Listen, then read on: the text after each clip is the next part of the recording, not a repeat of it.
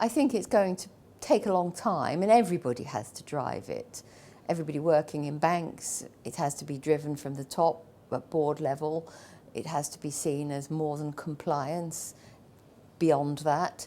And I think regulators and politicians also are already playing a role in driving it. So it's all hands on board, really, to make sure that it's done right, it's done properly, and that sufficient time is spent on it. But there isn't a quick fix.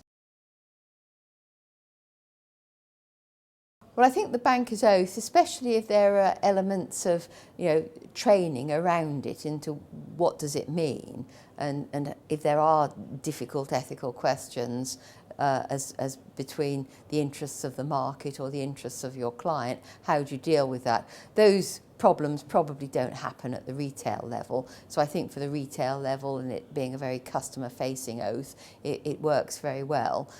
For the investment banker, I think that the second paragraph in this draft one that's here, which points out that you've got to look at market-wide and society-wide, is more relevant. And again, you can't always do everything that your customer wants if that actually is not right.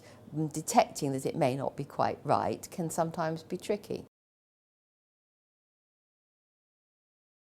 Well, I think ethics covers everything from regulation into what I suppose formally they call ethics that takes over from regulation, or the culture covers all of it, so that just because you are within the regulation or a regulation doesn't cover something doesn't necessarily mean that you have behaved completely ethically. So you have to go that extra mile beyond to do what is right and what is fair. And most people, of course, say, well, we want to do exactly what the regulation says, because otherwise somebody else will, sneak around it or be closer to the edge than we are, and they have a competitive advantage.